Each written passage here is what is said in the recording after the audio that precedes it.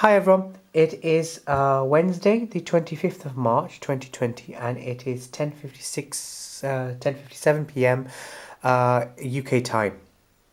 So, I wanted to make a series of videos regarding the current topical situation of COVID-19 and being prepared.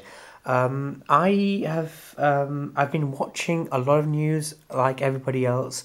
I am now housebound, isolated, and I have sat down and I've been collecting and analyzing a lot of stories from multi different sources, from the news, from social media, from newspapers, from talking to people who are doctors and medics and nurses and so on, hospital staff.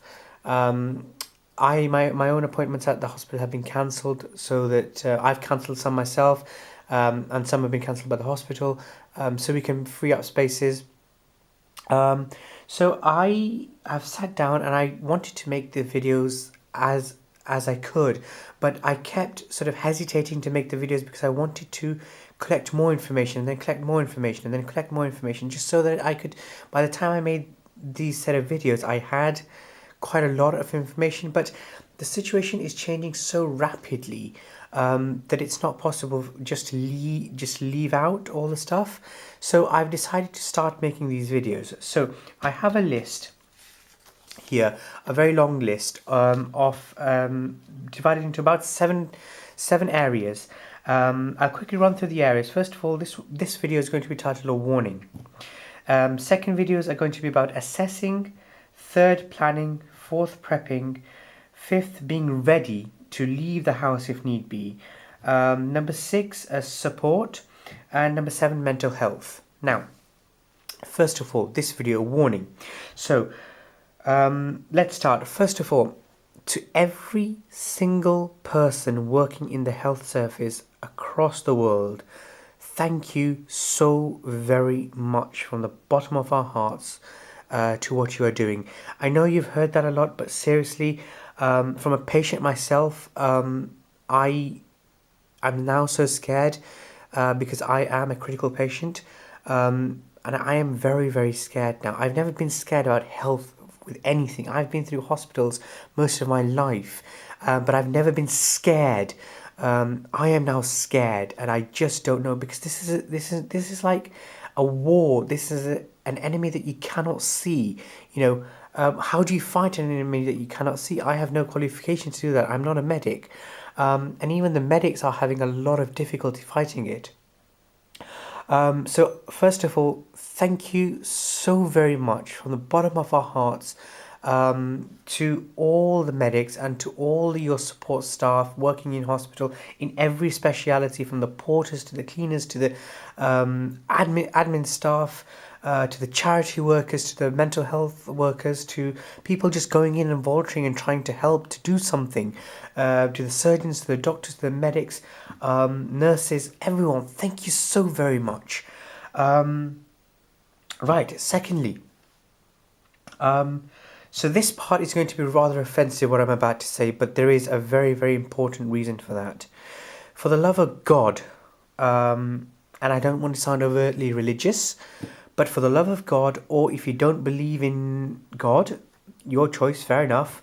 For the love of your own mother, for the love of your own father, your best friend, for your own life, if you don't want to believe in your mother's life, or your father's life, or your girlfriend, your boyfriend, your best friend, if you don't even care about them, for your own life, please, please, please do not mess about. Please follow the advice that you are being given by the doctors of your country where you are. Do not ignore it. You do not know better than they do. It is as simple as that. And if you find that I have been very rude to you by what I have said, I'm sorry, I cannot make an apology, because a lot of my friends are doctors. In my family, I have doctors. So I know what they are going through. I know the mental stresses they are going through and what they are fighting. And it's almost like sort of a losing battle. Please follow what they are saying. So in the UK, I live in the UK. Today, Wednesday, I saw the newspaper that there was the police were so yes, on Tuesday we were locked down yesterday. We were locked down by the Prime Minister Boris Johnson.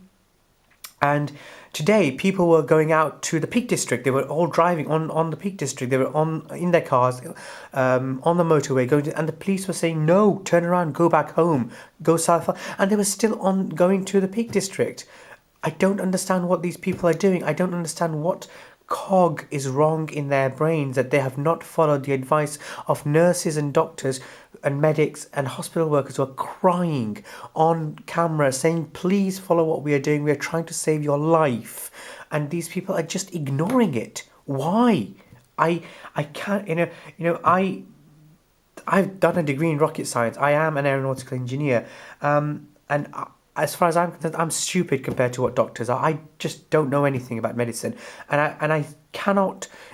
People always say, "Oh, you don't need to be a rocket scientist to know that." Well, I am a rocket scientist, but I am completely dumb and stupid. I have no idea what's going on because I don't. In the terms of, I don't know why people are not following the advice of these doctors and medics. Follow their advice, and I make no apology for saying that. Please follow their advice. And I'm going to show you.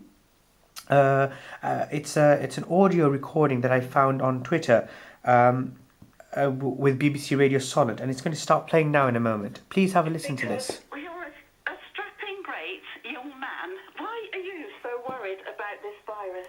I can't believe it. Because if I get it, I'll pass it on to other people. Well, that's too bad, isn't it? Because what do you mean it's too bad? I don't care whether we have a lockdown or not. I hope we don't, because regardless of that, if you're going to get it, you'll get it anyway. That's There's absolute no nonsense, Chris. No, it isn't. No, it is isn't. nonsense. And people have been cooped up indoors all winter, and we've had the most glorious weekend weather for ages. Where were you at the weekend, Chris? And you want to stop people getting out? Where were you at the weekend? Well, I went shopping on Saturday to Asda, then I went to Stokes Bay and had a walk along the front and sat on the beach for a while because it was so beautiful. Unfortunately, my husband couldn't come with me because he's recovering from a stroke. Yesterday, we went to the cemeteries in Fair Oak and Eastleigh to put flowers on our mother's graves, and we called in to see a friend. So you called in to see a friend? Yes, and she didn't mind at all. How old is your friend? 78. You are irresponsible. No, I'm not. You are irresponsible. Going to see your friend. You are causing panic. I'm not causing panic. This is the government advice that you are flouting.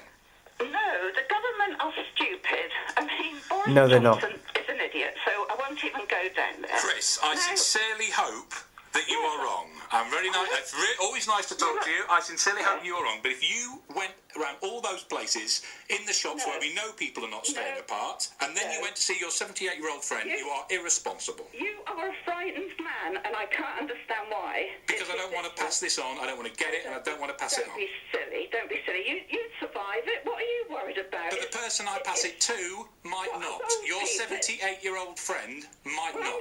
I'm 75 as well. You might not. So if we get it, we don't actually care. We've had our lives, so stuff it, So you're happy to die for a day at the beach? Yeah.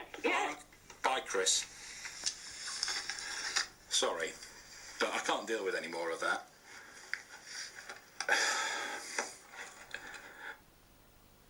Right, so that was a video that that was an audio recording that I wanted to show you from one of our radio stations, the BBC, BBC Radio Solid. I'm speechless, I really am. I am going to carry on this video, and I'm going to now quickly give you another audio recording of an audio recording from a father whose son is, I believe, a doctor in one of the hospitals. And now listen to this, and this is very harrowing, I warn you. Listen to this recording. It's a prominent West London hospital, and he's on the front line dealing 12 hours a day with COVID patients. Luckily for him, he had the weekend off, and he called me Saturday morning, and he's physically, mentally and emotionally shattered, and he was in tears talking to me, and I was in tears listening to him. And what he has to deal with at this hospital is unbelievable. And I just want to get this message across to you, any of your listeners, especially that woman who phoned up an hour ago and said she doesn't care if she passes it on. His hospital are short of equipment because they've got so many patients coming in. This problem is growing exponentially. People don't seem to realise that. The contagion level is terrible. It's passed on so easily and so quickly, and some people, they don't get that much symptoms, but if they pass it on to someone that does, then there's a higher probability that they can die. And my son is dealing with patients in the ICU in this hospital. 50% of them are dying because they've run out of equipment. They haven't got they've run out of their own personal protection equipment, and patients are waiting in the corridors of the hospital to take spaces in the ICU as and when people either leave or die. When he told me this, my heart sank, and I suddenly started to realise how bad this problem is. And I'm sorry for this, but I've got to get this message across to people, because this is coming to your area and you don't realise how bad it is and how fast it's spreading. I'm so glad my son had the weekend off, except I got a call from his girlfriend late on the weekend to say he's contracted the virus himself. And now I'm absolutely sick with worry. I don't know if I'll ever see him again. I can't go to see him. I can't do anything for him. I'm absolutely helpless. I'm just praying that he's young enough and fit enough to get through it, and he only gets mild symptoms. And then he wants to get back on the front line and start helping people again, because that's what he loves to do. And I want this message to get across to your listeners, and especially to that woman, because they just don't understand how severe and how bad this is going to be, and it already is. And I'm sorry if I'm sounding emotional myself. It's because I'm choking back what I'm feeling inside, Pat. So this is the father of a doctor, and as you just heard, I don't really need to annotate that. Today it is Wednesday the 25th. So today a 21-year-old girl, I believe her name is Chloe. She passed away today from Covid-19, and she had her name is Chloe Middleton. She's 21, and she passed away today, unfortunately. God bless her, God bless her family. She apparently had no underlying conditions. A couple of days ago, a 5-year-old child contracted COVID-19. He has recovered, or is in the process of recovery. An 18-year-old child, and these are children. These legal ages don't matter. These are children.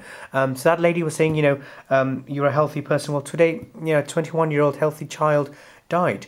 And I'm only sort of speaking about the UK. We are not getting accurate information here of all the ages and of victims in like Spain and Italy. Today, I believe in the last 2 days, in a series of 24 hours in Spain, close to 700 people. 700 people have died in a space of 24 hours.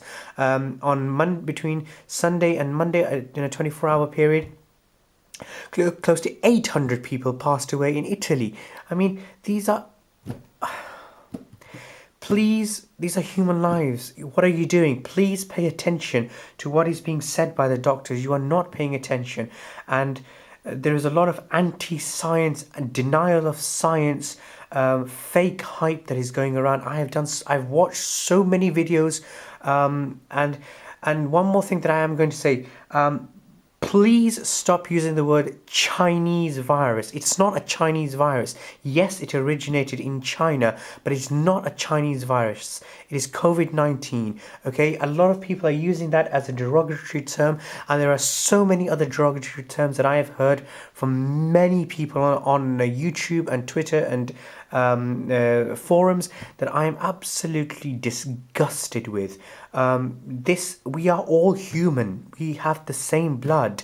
Don't bully people who are dying. How dare you? Who do you think you are? Don't do that.